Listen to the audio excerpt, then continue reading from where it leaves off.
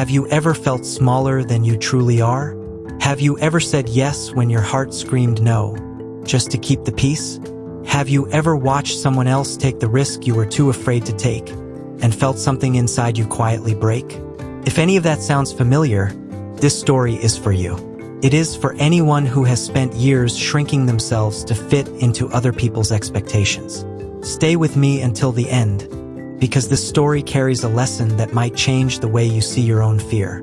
Her name was Nadia, and she worked in a small print shop on the corner of Miller Street. She was 26 years old, and she had a talent most people never discovered because she never let them see it. She could draw, not simple sketches, but real, breathing artwork that made people stop and stare. Yet every day, she stood behind a counter, printing wedding invitations and business cards for other people's dreams. Nadia lived above the shop, in a small apartment with slanted ceilings and a single round window. On the roof outside that window stood an old weather vane, shaped like a bird with its wings spread wide. Her grandfather had built it decades ago, before he passed away. One wing was bent now, rusted from years of wind and rain, so the bird no longer turned freely. It just hung there, frozen, facing the same direction every day. Nadia's flaw was simple and painful. She was afraid to be seen. Every time an opportunity came near her, a small voice inside her whispered, "What if you fail in front of everyone? What if they laugh?" So she said no. She said no to art shows. She said no to a gallery owner who once asked to see her sketchbook. She said yes only to the safe, quiet, invisible life behind the counter. One afternoon, a customer named Mr. Halden came into the shop. He ran the town's community center and was organizing a small exhibition for local artists. He had seen one of Nadia's drawings pinned to the shop's bulletin board. A sparrow caught mid-flight, wings blurred with motion. "Who drew this?" he asked. Nadia's hands went still. "It's nothing, just something I doodled on break." "It's not nothing," he said. "Would you consider showing your work? The exhibition is in 3 weeks." Every part of her wanted to say yes, but the old fear rose up fast, the way it always did. "I don't think so," she said quietly. "I'm not really an artist. Not like that." Mr. Halden nodded politely and left. But that night, Nadia couldn't sleep. She sat by her round window, staring at the broken weather vane on the roof. Why did she keep saying no? Why did she keep choosing the smallest version of herself? The days after that felt heavier. Nadia noticed things she had ignored before. She noticed how she apologized for taking up space in conversations. She noticed how she let coworkers take credit for her ideas just to avoid conflict. She noticed how every evening, she climbed the same stairs, into the same silent apartment, feeling smaller than the day before. But something unexpected happened on a rainy Tuesday. Her landlord, an elderly man named Otis, climbed onto the roof to fix a leak, and he brought a ladder near the broken weather vane. He knocked on Nadia's door afterward, holding the bent metal bird in his hands. "Thought you might want this fixed properly," he said. "Your grandfather built it so the bird would turn with the wind, always facing forward, never stuck.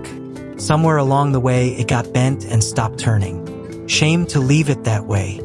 Nadia held the weather vane, running her fingers over the rusted wing. Her grandfather used to tell her that a bird was never meant to stay still, that even in a storm, it should turn its face into the wind instead of hiding from it. She had forgotten that memory until now. That night, she reached the lowest point she had felt in years.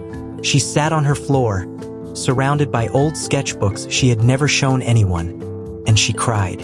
Not because she failed at something, but because she realized she had never even tried. She had spent so long protecting herself from rejection that she never gave herself a real chance at anything. The next morning, something small but different happened.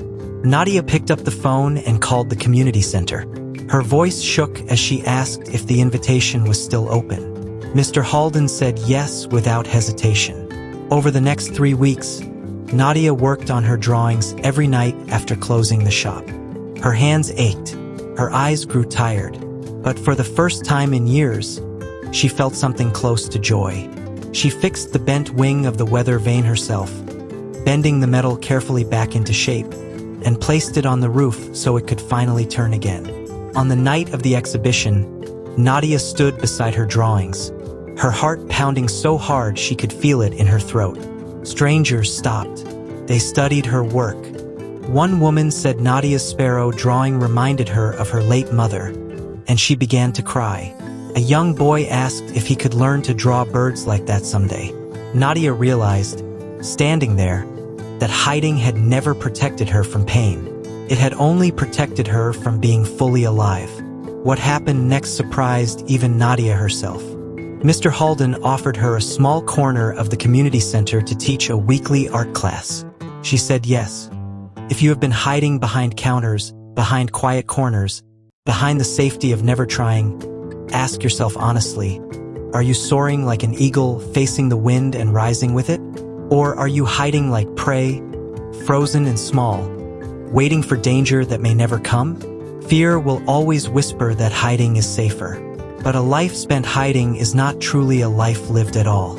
Back on the roof above Miller Street, the weather vane turns freely now, its wings catching every breeze, always facing forward, never stuck. Sometimes the wind was never your enemy, only your invitation to finally fly. If this story touched your heart, share it with someone who needs these words today, and subscribe for more inspiring stories.